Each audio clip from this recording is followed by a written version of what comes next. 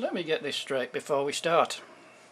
Heaven does exist in the sense that there is another life form out there, and a place where that life form lives, but I'm fairly certain that the traditional idea of heaven as a place of reward for saved souls is a complete delusion. And hell, well, that doesn't exist at all in the traditional sense of a place of punishment. Complete nonsense. Can I prove all this, and does it matter? Well, of course it matters, because countless numbers of people who believe in God, or a God, are living lives based on some sort of future reward or punishment, and therefore are living lives of fear. Can I prove it? Of course I can't prove it. Even if I had been to heaven or hell and come back, I still wouldn't be able to prove it to anybody else apart from myself. If I had been abducted by aliens, how would I prove that to anybody? It's exactly the same. But I do know somebody who has been to both places and lived to tell the tale, and so I think that's where we should start. Now, there will be a lot of people out there who don't believe that Jesus even existed, so it might be a good idea to show that he really did live, eat, talk and teach in the Middle East Palestine of the 1st century. I mean, what would be the point of studying the teachings of somebody who might not exist? Imagine this: you have been brought to court on the charges. This man believes Jesus exists, but there is no evidence. How do you plead? Guilty or not guilty? Guilty, my lord. I do have 6 witnesses. And who are those witnesses? They're all dead, my lord. There's Matthew, Mark, Luke, John, and Paul, the Apostle. It's called the New Testament Bible. But that is only 5, says the prosecutor. Where's the 6th? Titus Flavius Josephus. To say that this person is important would be an understatement, so I will close the court scenario for now and explain a little more seriously. Josephus was a historian and writer who lived in the 1st century, just after the death and resurrection of Jesus. He had absolutely nothing to do with Jesus, the early Christians, or the writing of the Bible. He was the 1st century equivalent of today's newspaper reporter. He wrote quite a few reports, which are now called historical documents. One of these is called The Antiquities of the Jews. Here is a 1631 translation of a section from that document. Now, there was about this time Jesus, a wise man, if it be lawful to call him a man, for he was a doer of wonderful works, a teacher of such men as receive the truth with joy. He drew over to him both many of the Jews and many of the Gentiles. He was the Christ. And when Pontius Pilate, at the suggestion of the principal men amongst us, had condemned him to the crucifixion, those that loved him at the first did not forsake him. For he appeared to them alive again the 3rd day, as the divine prophets had foretold these and 10,000 other wonderful things concerning him. And the tribe of the Christians, so named from him, are not extinct at this day. Remember when this was written, in the 1st century, virtually contemporary to when Jesus lived and died, not hundreds of years later. This is called historical evidence, as opposed to any other kind of evidence. It would be just the same if I wanted to know whether any of my ancestors lived in a certain place at a certain time. I would go through all the normal records, such as births, marriages and deaths. But if during that process I discovered a newspaper article about this ancestor, which went something like this: Mr. Hargreaves the baker was awarded a certificate for bravery today by the Mayor of Dinsdown after jumping into the River Thames to save a boy who was in difficulties after going for a swim with his friends. Assuming that I'm related to Mr. Hargreaves, this is historical evidence from a newspaper reporter who had no connections with Mr. Hargreaves and was just doing the job that he always does. That was Josephus. And, just as important, Josephus wasn't the only one. Examine or Google these names when you have time. Origen, Tacitus, Suetonius and Lucian of Samosata.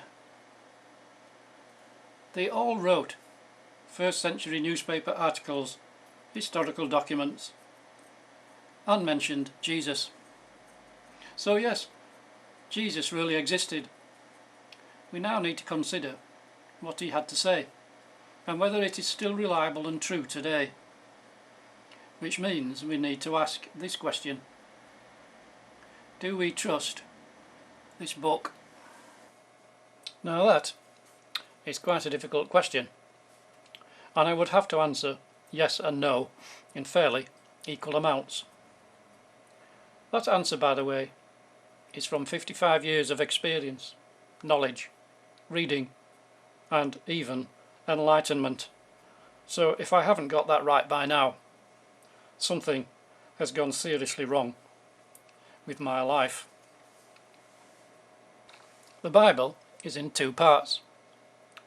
Most of the no answer is to do with the Old Testament, and most of the yes answer is to do with the New Testament.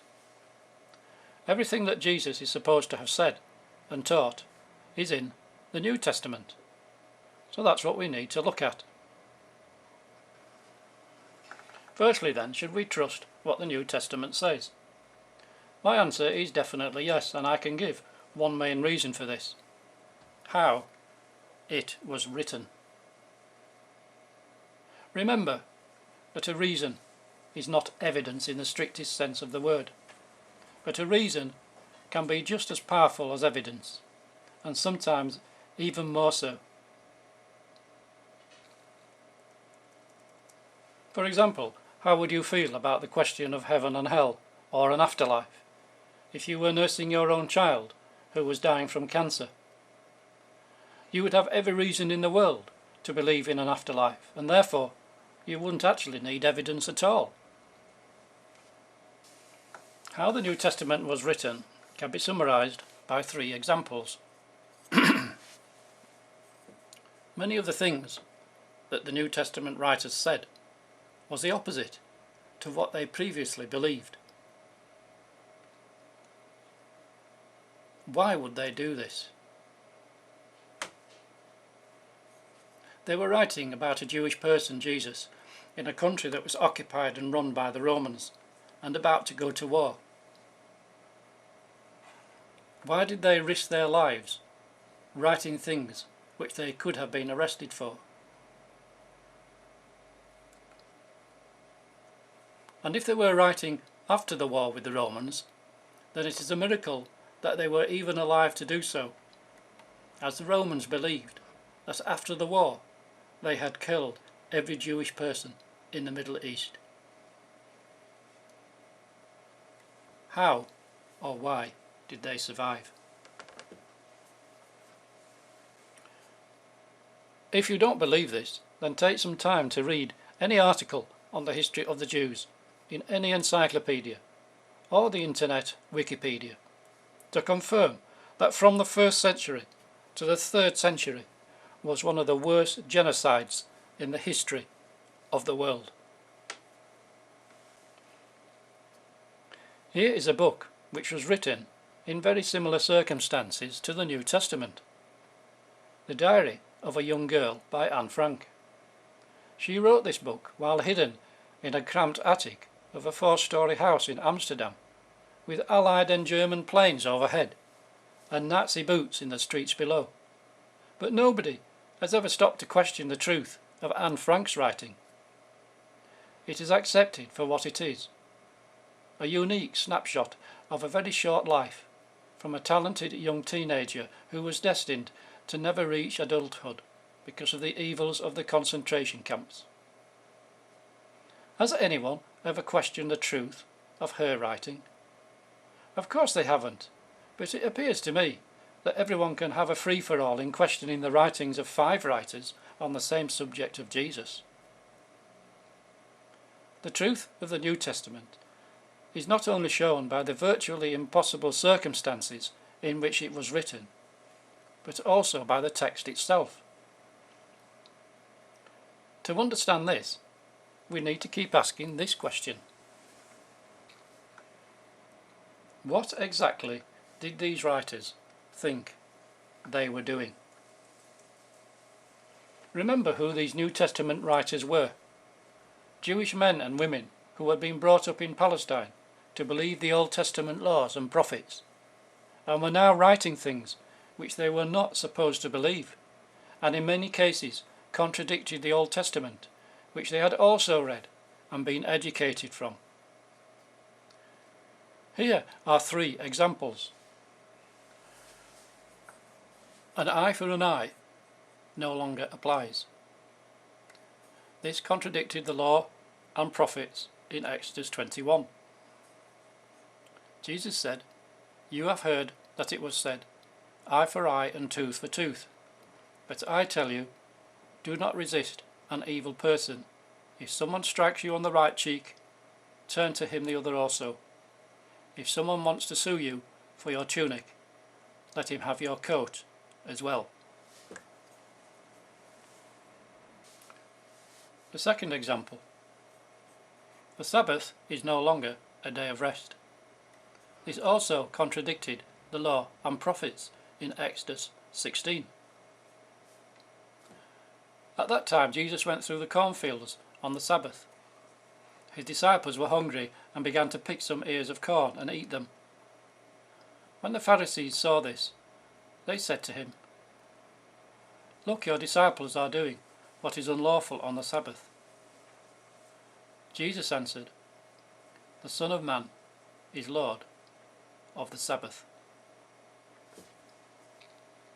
And the third example, in some cases they wrote things which they could not even believe. During the 4th watch of the night, Jesus went out to them, walking on the lake. When the disciples saw him walking on the lake, they were terrified. "It's a ghost," they said, and cried out in fear. Let me bring this right up to date and put it this way.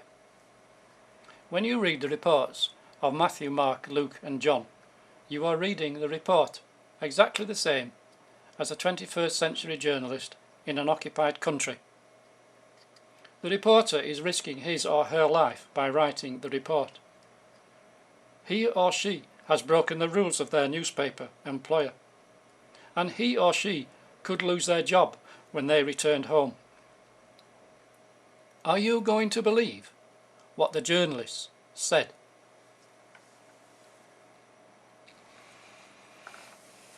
The occupied country is obviously the same as the Middle East being occupied by the Romans. The risk to the reporter's life is the same as if he was caught writing what he did. He would have been thrown into jail or murdered. Breaking the rules of the newspaper is the same as writing things which disagreed with the law and the prophets. The Sabbath day rules, for example, looked at a minute ago. Losing his or her job is exactly the same as being thrown out of the Jewish temple and never being able to return. I ask again, would you believe what the reporter said? Yes, people died as a result of writing the New Testament. Would they die for a lie, or even a half-truth? People even died hundreds of years later when they started translating the Bible into other languages. William Tyndale, 1494 to 1536. The fact that you and I can read an English version of the Bible today is almost 99% due to one man, whose short life of 42 years was violently ended by strangulation, and then, as if that wasn't enough, his body was then barbarically tied to a stake and burnt. And who was responsible for this atrocity? Would you believe? A so-called Christian king and a so-called Christian church of the 16th century. Next, I need to establish a basic point about heaven and hell, which is based on common sense, and not on any religion or verse from any holy book. Would you believe or worship any supernatural being if that being took some sort of delight in the burning of human flesh, and had arranged for all unrepentant sinners to attend their own personal barbecue at the end of the world? No, of course you wouldn't. So why do perfectly normal, intelligent people believe such a thing exists? Because of the Bible, apparently, and verses like these. Anyone who says you fool will be in danger of the fire of hell. It is better for you to lose one part of your body than for your whole body to be thrown into hell. Both of these statements were said by Jesus, the very same person that we are looking to make some sense on this subject. But are they right? Can they be misunderstood? Don't forget that Jesus also said this: I don't bring peace, but a sword. This could be misunderstood as a call to Jesus' disciples to rise up against the Romans who were occupying the country at the time these words were spoken. But what they probably mean is that they are a prophecy of the future misuse of the gospel, bringing death to many millions of innocent people.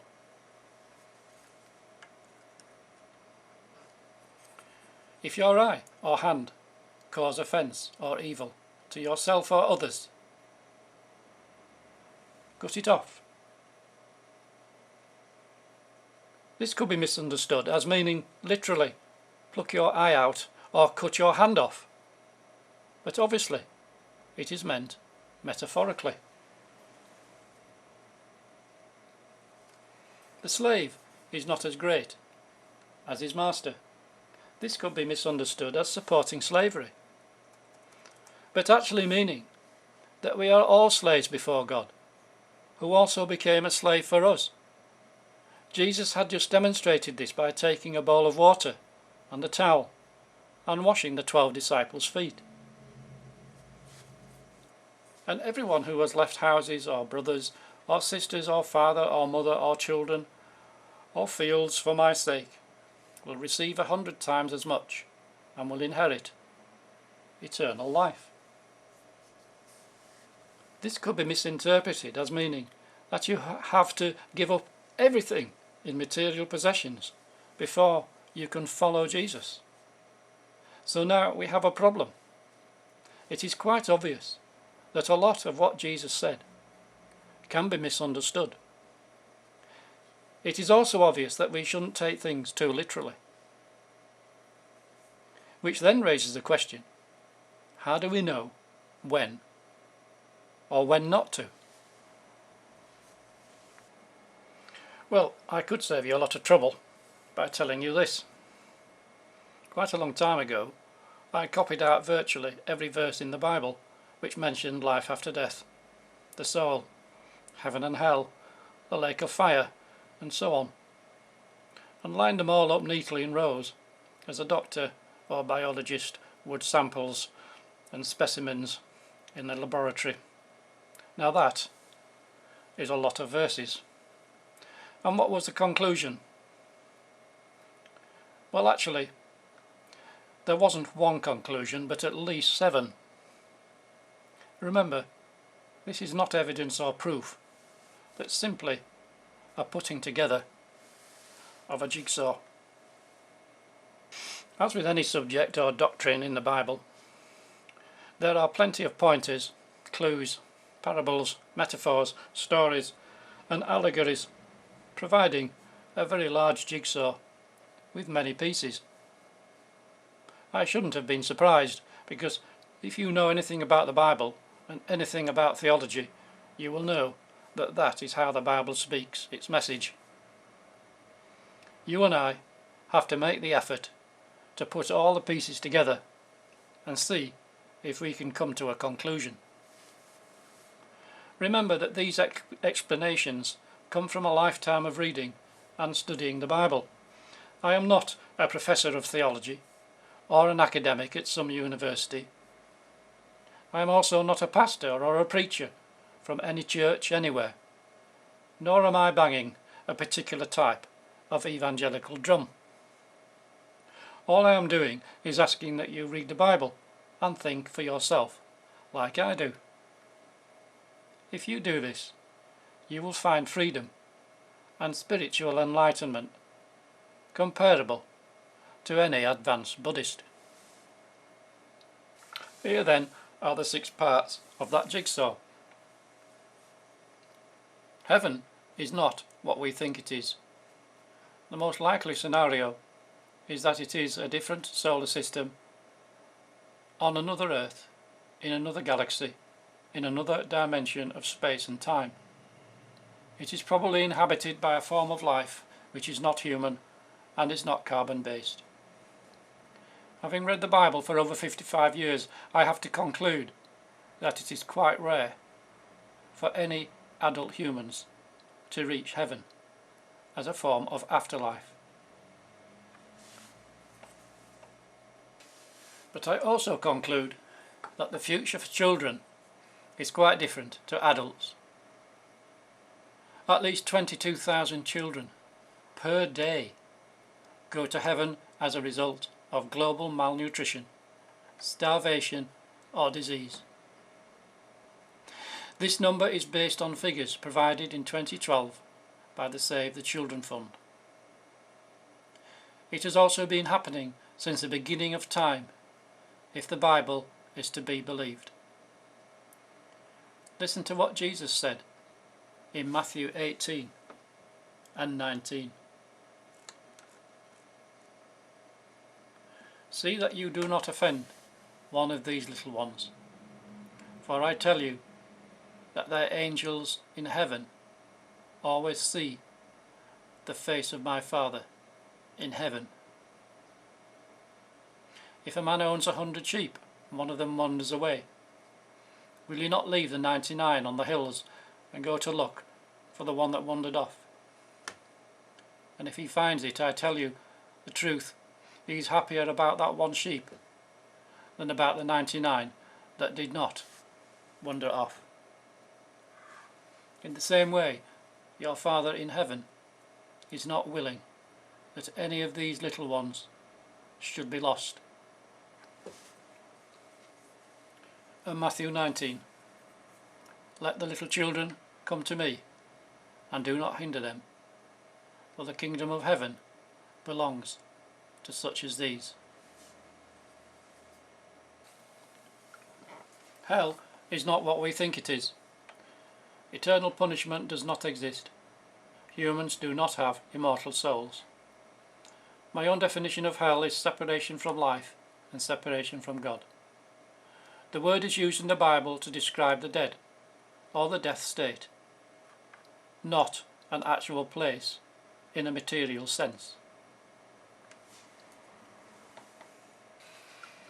The Bible mentions death and the possibility of an afterlife in virtually every chapter in both the Old Testament and the New Testament, but is still undecided about the death state. There are many verses which talk about an afterlife as some form of consciousness, and there are many verses which talk about an afterlife of unconsciousness or extinction. The Bible uses several words for the death state, the most common being the Hebrew Sheol and the Greek Hades. Both these words mean the same thing, an unseen or unknown state. My own definition of the afterlife is a state of unconsciousness between this life and the next. There is no punishment and there is no reward. There will be a material and bodily resurrection of the dead in the distant future, but this is not an afterlife. This will be the beginning of the next life for many, and will be a second and final death for everybody else. There is a lake of fire at the time of the end of the world, but it is not hell. It is eternal death, extinction, nothingness, extermination. The lake of fire is a second death, as described in Revelation 20. As a result of the lineup of the doctor's samples mentioned a moment ago, only one verse out of over 200 could not be explained by any other means other than eternity or punishment. I repeat, 199 verses out of 200 do not involve the combination of the three vital ingredients: humans, eternity, and punishment. Would you still be willing to believe in a cruel God on the basis of less than 0.5% of scriptural evidence?